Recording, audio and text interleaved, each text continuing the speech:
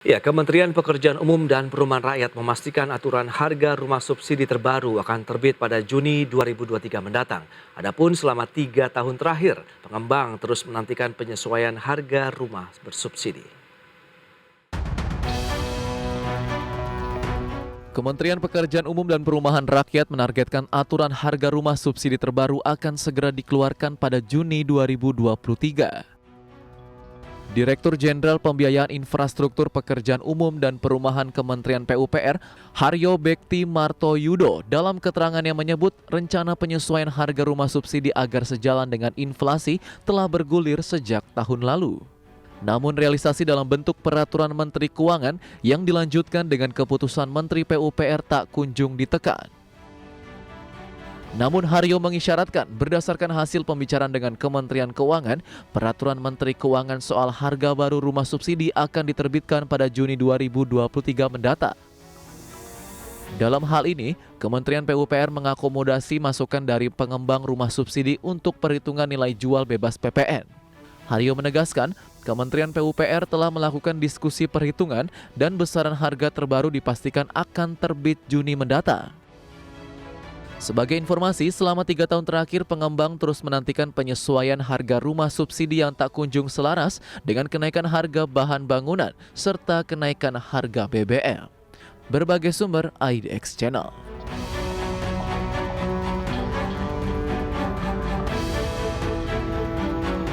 Ya, pemirsa, untuk membahas tema kita hari ini, siap-siap harga rumah subsidi naik tahun ini.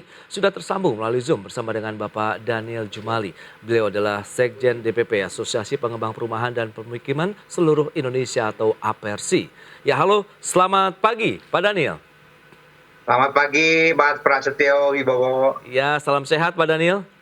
Salam sehat. Baik, ini angin segar atau bagaimana nih kalau kita lihat keputusan pemerintah khususnya Kementerian PUPR nih yang akan menaikkan harga jual rumah subsidi. Kabarnya sih bulan Juni mendatang ini, Pak Daniel. Silakan.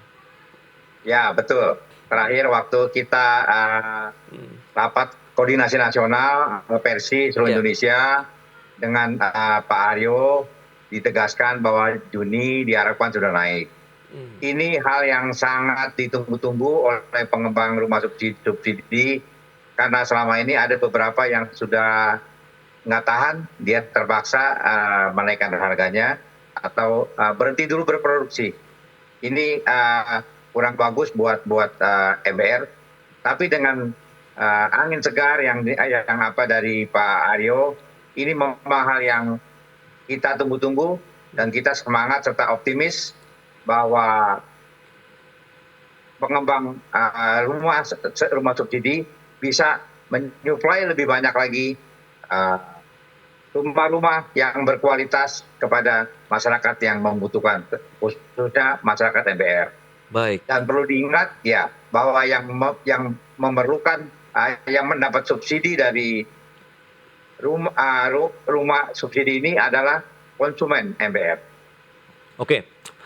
Masyarakat berpendapatan rendah begitu ya, MBR yang akan mendapatkan rumah Ya. subsidi. Berarti momentumnya sudah tepat karena ini sudah dinantikan cukup lama, 3 tahun lamanya begitu. Tapi kita lihat faktor-faktor yang mendukung memang harus naik ini apa saja sih sebenarnya Pak Dalil untuk rumah subsidi ini?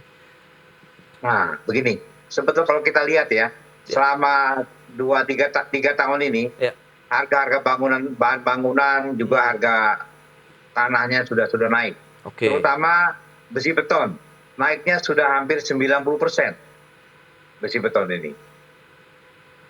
Baik, dan itu yang akan memberatkan ya? Ya, juga semen semua ikut naik. Dan kalau kita lihat ya, bagi konsumen itu hal yang baik karena mereka kan kena inflasi, UMR juga naik. Jadi kalau kenaikannya 5-6% ini masih menurut saya jauh di bawah kenaikan pendapatan mereka. Karena sebetulnya maksud pemerintah ini untuk rumah subsidi, fasilitas likuiditas pembiayaan perumahan ini sangat bagus. Dulu itu banyak sekali MBR yang tidak bisa memperoleh rumah karena mereka ngontrak tiap bulan. Nah, itu pemerintah kita semua berpikir bagaimana masyarakat MBR, ya masyarakat yang tadinya ngontrak rumah ini atau sewa bisa mempunyai rumah dengan harga cicilan kurang lebih sebesar harga kontrakannya, Oke. yang kurang lebih sepertiga gajinya. Jadi mereka tidak jadi kontraktor lagi, Mas Prasetyo. Iya, iya, iya, oke. Nah, lantas kalau kita lihat dengan prosentase kenaikannya yang disepakati berapa sih Pak Daniel sehingga ini tadi memang masih cukup aman bagi kantong teman-teman MBR nih? Kalau menurut saya sangat aman, Oke. karena begini, ya jauh itu kenaikan yang sudah 3 tahun ini, ya kurang lebih sekitar 5 atau 6%, itu sangat jauh dibandingkan dengan inflasi atau kenaikan UMR mereka. Jadi kalau dilihat ya, di satu lain pihak kita harus tetap mempertahankan kualitas. Yes. Pasti dari kita itu kita pertahankan kualitas sekali itu, supaya MBR istilahnya enak tidur, enak di rumah, begitu. Baik, dengan besaran kenaikan 6 sampai dengan 7%, dari sisi pengembangnya sendiri bagaimana Pak Daniel? Apakah memang sudah cukup ideal setelah 3 tahun Ya, bertahan begitu ya? memang kita sih minta antara 5 sampai 7% Oke. ya, dari asosiasi. Dan kalau kita lihat inflasi mungkin lebih dari 10. Tapi untuk saat ini dan kita juga mengukur kemampuan MBR, 5-6% ini sudah cukup baik. Oke, nah bicara mengenai 3 tahun yang tidak mengalami kenaikan, lantas bagaimana strategi yang telah dilakukan untuk menjaga, karena Anda katakan tadi kualitas ini masih menjadi hal yang utama begitu untuk rumah-rumah yang akan didirikan begitu untuk rumah subsidi. Kita bahas nanti di segmen berikutnya Pak Daniel. Dan pemirsa, Ya. kami akan segera kembali usai pariwara berikut ini. Ya, Anda masih menyaksikan Market Review pemirsa. Berikut ini kami update terkait dengan realisasi program sejuta rumah yang dicanangkan oleh pemerintah. Kita akan lihat perkembangannya dalam beberapa tahun terakhir ini. Ya, seperti yang bisa Anda saksikan di layar televisi Anda, perkembangannya dari tahun 2015 sampai dengan 2023 per April tepatnya. Memang sempat mencapai pembangunan yang tertinggi itu di tahun 2019 mencapai 1.257.852 unit rumah yang dibangun oleh pemerintah khususnya dari Kementerian PUPR. Kemudian kita lihat perkembangannya 2020 seiring dengan pandemi terjadi penurunan tapi terus naik kembali sampai dengan tahun 2022 1,1 juta unit dan di tahun 2023 ini tepatnya per April 298.203 unit rumah yang sudah dibangun. Berikutnya kita lihat dari sisi kebutuhan rumah yang belum terlayani untuk rumah tangga. 2018 12,1 juta unit, kemudian 2019 2,14 juta unit, 2020 12,74 juta unit dan di tahun 2021 lalu masih 12,7 juta unit. Berarti memang masih banyak yang harus dibangun karena masih kategori dari backlog perumahan nasional. Berikutnya dari sisi batasan harga rumah subsidi per tahun 2021. Untuk wilayah Jabodetabek itu maksimumnya sekitar 168 juta rupiah. Kemudian Jawa dan Sumatera 150,5 juta rupiah. Bangka Belitung 156,5 juta rupiah. Kabupaten Murung Raya, Mahakam Ulu, Maluku sampai dengan Bali dan juga Nusa Tenggara 168 juta rupiah per unit. Kalimantan 165,5 juta, Papua dan Papua Barat 219 juta rupiah per unit untuk rumah subsidi, data per 2021. Baik, kita akan lanjutkan kembali perbincangan bersama dengan Bapak Daniel Jumali, Sekjen DPP Apersi.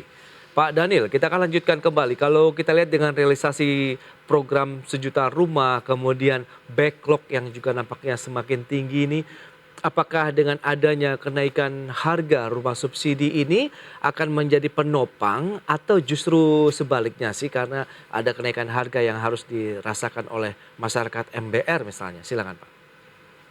Ya, memang kalau kita lihat selama ini ada sedikit penurunan. Oke. Tapi kita optimis dan semangat, apalagi dengan adanya penyesuaian harga kita sebut ya. Ini hal yang sangat baik, semangat buat pengembang membangun rumah subsidi yang berkualitas. Dan terbukti waktu di masa pandemi ini sektor properti dan sektor konstruksi terus masih menyerap tenaga kerja. Itu bisa 12 juta tenaga kerja diserap. Oke. Ini luar biasa. Juga bisa memenuhi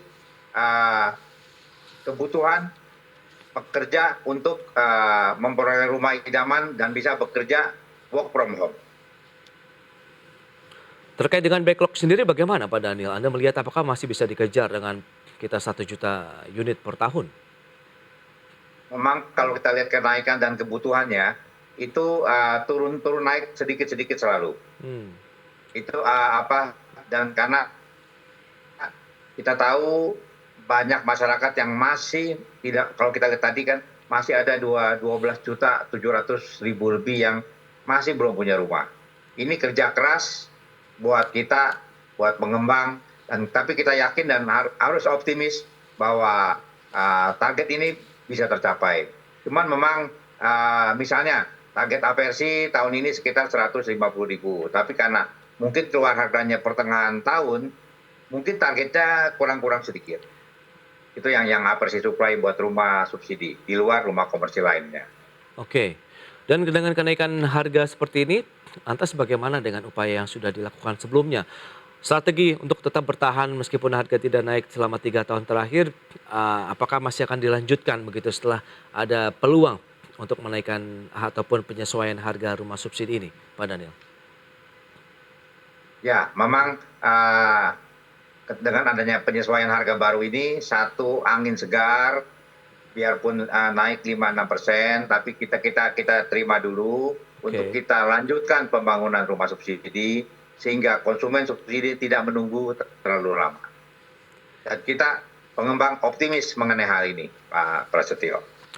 Baik, dan kalau kita lihat dari dominasi wilayah rumah subsidi ini, kan kita tahu harga tanah ini juga masih menjadi hal yang cukup krusial begitu ya, mendominasi dari Ya. jumlah harga jual mungkin. Nah ini bagaimana strategi dan menyikapi kondisi yang ada? Apakah akan semakin banyak wilayah-wilayah pinggir remote area yang justru lebih jauh lagi dari Jabodetabek ini, Pak Daniel? Nah, itu dia. Kalau tidak ada penyesuaian harga, Mhm. terpaksa pengembang mengambil daerah makin ke pinggir. Oke. Dan ini sebetulnya berat buat konsumen. Hmm. Tapi biar gimana kan pengembang biarpun pilih tetap tergantung harganya. Oke. Misalnya untuk sekarang ini harga paling bisa kita beli sekitar 200-250 ribu per meter persegi. Itu yang bisa kita beli untuk kebutuhan MPR. Nah, dengan harga itu berarti kita mulai beberapa kota sudah tidak bisa. Seperti Jabodetabek mungkin agak susah. Kecuali Oke. di kabupaten atau di luar yang Jabodetabek. Nah, itu masih bisa. Di beberapa kota besar pun juga ada yang bisa, ada yang nggak bisa. Nah, kita selalu menyesuaikan bagaimana dengan rumah yang berkualitas, lokasi yang cukup baik, itu kita pilih dan kita bikin bentuk supaya kehidupan atau perumahan itu bisa green, bisa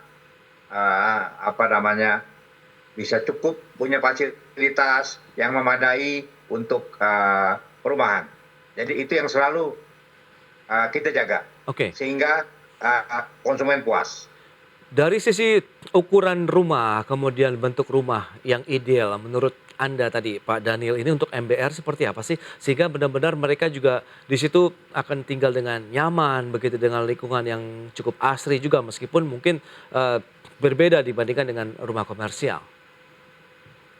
Ya, kalau kita lihat sebetulnya aturan rumah subsidi tanahnya 60 minimal, Oke. maksimal 200. Kalau kita lihat sekarang di kota besar, itu banyak yang tanahnya kurang dari 60, Mas Prasetyo. Oke.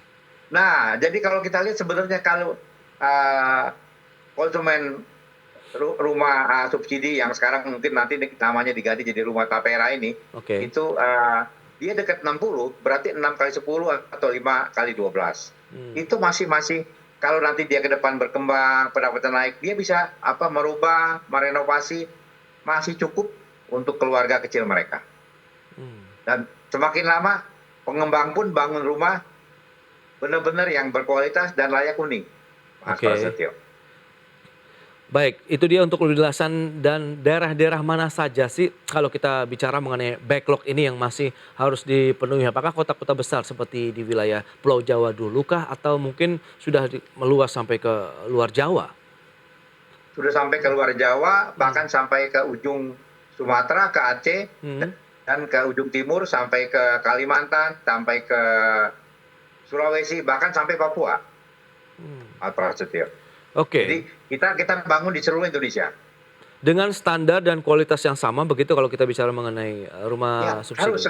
kalau Oke. kalau nggak sama itu nggak bisa diterima, nggak bisa Hmm. akad nanti. Oke, oke.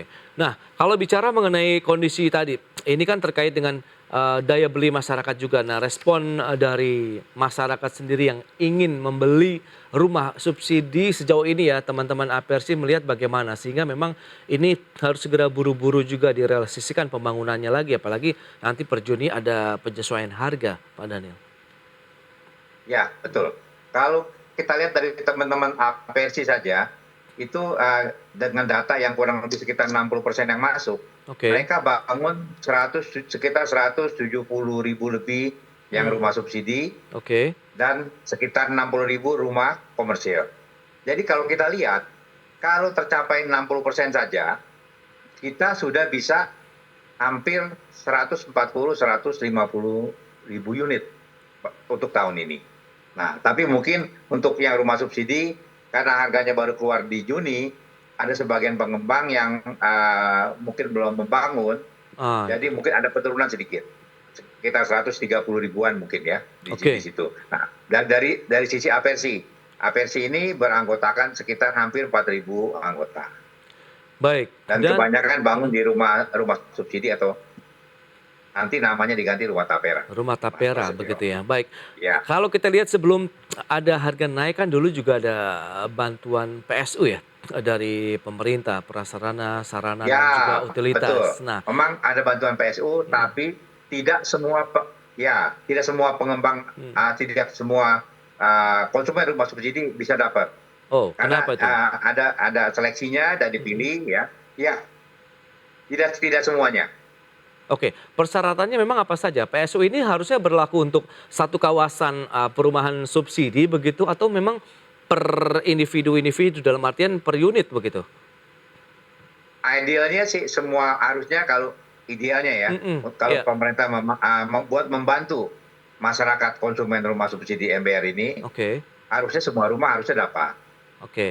Nah, tapi karena anggaran pemerintah disesuaikan, jadi misalnya tahun lalu 30%, tahun ini 50% dari yang terbangun, Mmm, itu pun dari yang terpilih. Jadi nggak semua perumahan atau pengembang atau konsumen mendapat, yang dapat ini sebetulnya konsumennya, Mas Prasetyo. Jadi oke. semua, sekali lagi saya jelaskan, semua subsidi dari pemerintah bukan untuk pengembang, tapi untuk konsumennya. Baik PSU untuk membantu mereka ya, juga untuk misalnya subsidi bunga pun itu yang dapat konsumen. Pengembang nggak Iya. dapat.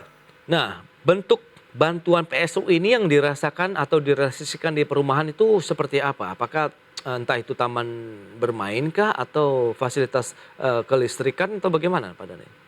Nah, yang utama biasanya jalan dan saluran. Mmm, Setelah itu untuk air bersih dan juga untuk tempat sampah. oke. Nah, ini sedang mau jangkau lagi masuk ke listrik. Baik, mengingat ini bulan Juni akan, ya sebentar lagi begitu ya Pak Daniel. Ya, Sosialisasi yang betul. sudah dilakukan pasti sudah cukup masif juga di Apersi ataupun pengembang lainnya yang membangun rumah-rumah bersubsidi. Anda melihat bagaimana proyeksinya di tahun 2023 ini? Kalau Anda katakan tadi semakin bersemangat, tapi semangatnya apakah juga bisa segera direalisasikan begitu Pak Daniel? Ya, memang makin cepat pemerintah mengeluarkan penyesuaian harga itu Mhm, yang sudah tertunda 3 tahun sampai hari ini ya, oke, 3 tahun 4 bulan 29 hari sampai hari ini, Mas Prasetyo. oke. Nah, kalau makin cepat berarti makin banyak juga suplainya.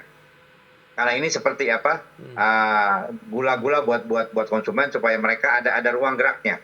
mmm, Karena kita sudah komitmen kita harus bangun rumah yang berkualitas. iya, iya, iya. Jadi pasti itu ditunggu dan kita Mmm, pasti bangun, dan selama ini kalau kita lihat di Tapera, apa itu pengganti PPDBP ya. Ya, Nah itu tabungan perumahan rakyat ya, itu di situ kita lihat ada daftar tunggu yang cukup lumayan, cukup besar. oke. Misalnya berapa bulan lalu ada sekitar 36.000 itu daftar tunggu, dan itu makin lama makin naik terus.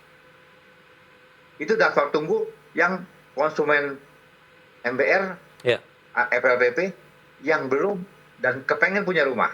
oke. Nah, Jadi pasarnya sangat-sangat bagus sebetulnya. oke. Nah, land bank yang dimiliki pengembang perumahan subsidi sendiri sudah ready belum nih saat ini? Jadi pada saat memang nanti Sudah. dibutuhkan langsung. Yang tadi saya sebut tadi ya, Hmm. itu kita anggap 60% aja udah kecapai kita punya. Oke, Nah, berarti ya. cuman memang di sini ya, Hmm.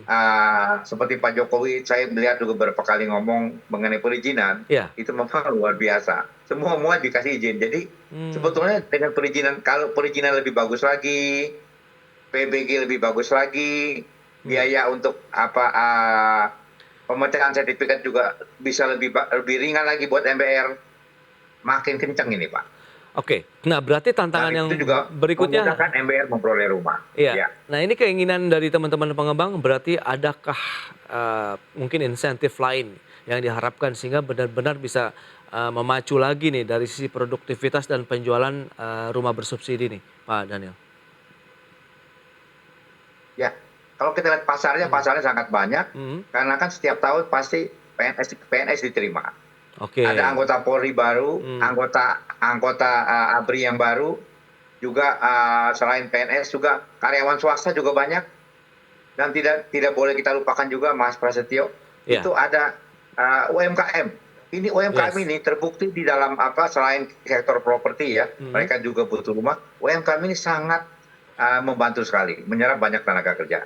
Selain sektor properti dan konstruksi, yang kalau kita lihat di BKPM itu waktu pandemi ini termasuk teratas Pak, Oke. untuk menyerap tenaga kerja. Baik, kalau berikutnya tantangannya apa dong? Kalau misalnya sudah ada titik temu harga jual sudah diamini oleh pemerintah, kemudian nanti tinggal digenjot lagi pengembangan berikutnya, apa yang kira-kira tantangan selanjutnya? Apakah harga bahan bangunan ini masih menjadi PR juga nih, Pak Daniel? Nah, ini baik sekali Mas Prasetyo. Ini kalau ngomong ini, kalau waktu cukup ada sekitar 5-6 poin nih yang penting. Oke. Pertama, kuota dari rumah subsidi ini supaya terjaga ada. Oke. Karena kebutuhannya pasti naik terus itu. Karena konsumen perlu. Iya. Dan juga yang jelas, konsumen yang dapat subsidi dari pemerintah. Jelas itu. Jadi subsidi yang untuk apa? Makanya mereka bisa memperoleh rumah yang dihitung dengan harganya. Oke. Kalau mereka kontrak pun harganya kurang lebih sama. Tapi memang daerahnya sudah zona-zonanya ada ketentuannya ya. Oke. Jadi ini satu kesempatan yang bagus. Bunganya juga bunga 5%, ya sekarang ini kalau dengan deposit sekarang ya cocok Pak. Tapi yang perlu diingat juga ada rumah istilahnya, tadi kita masyarakat berpenghasilan rendah. Ya. Ada namanya masyarakat berpenghasilan tanggung. Mungkin penghasilannya di bawah kalau kan untuk orang yang penghasilannya di atas 8 juta, dia tidak boleh memperoleh MBR. subsidi. Iya, tidak masuk Ya. MBR ya. Oke. Jadi misalnya penghasilan cuma 8,5, dia 10 atau 12, kan kesian. Jadi seharusnya pemerintah juga memikirkan untuk masyarakat berpenghasilan tanggung skemanya. Oh, oke, itu dia. Ya. Berarti nanti ada pembahasan lebih lanjut ya. Ya, milenial kita banyak di sana juga. Iya, Pak. iya. Ini, Oke. Pak. Ya, Betul, Pak betul. Prasetyo. Terus ya, ketiga juga pengembang ini kan belum dapat apa-apa nih. Pengembang minta supaya perizinan dimudahkan untuk rumah subsidi ini terutama. Untuk rumah subsidi, Oke. untuk masyarakat berpenghasilan tanggung, juga untuk milenial, kalau bisa dikasih dimudahkan perizinannya. Baik. Itu dia. Berarti memang masih banyak tantangan yang harus dihadapi meskipun Ya. satu permasalahan sudah dituntaskan begitu ya untuk penyesuaian harga rumah subsidi. Nextnya mungkin yang tadi masyarakat Ya. berpenghasilan tanggung ini juga akan semakin masif Ya. juga nanti dari sisi Ya. produktivitas dan penjualan sektor properti tentunya di Indonesia. Pak Daniel, Ya. terima kasih banyak atas waktu dan sharingnya Pak, dan semoga tadi bisa meningkatkan lagi dari produktivitas dan mengejar backlog perumahan di Indonesia. Terima kasih banyak dan sampai berjumpa kembali Pak Daniel. Ya, sama-sama Pak Mas Prasetyo. Ya. Terima kasih. Sampai jumpa. Baik pemirsa, 1 jam sudah saya menemani Anda dalam program Market Review. Saya Prasetyo Wibowo beserta kerabat kerja yang bertugas undur diri. Terima kasih dan sampai jumpa.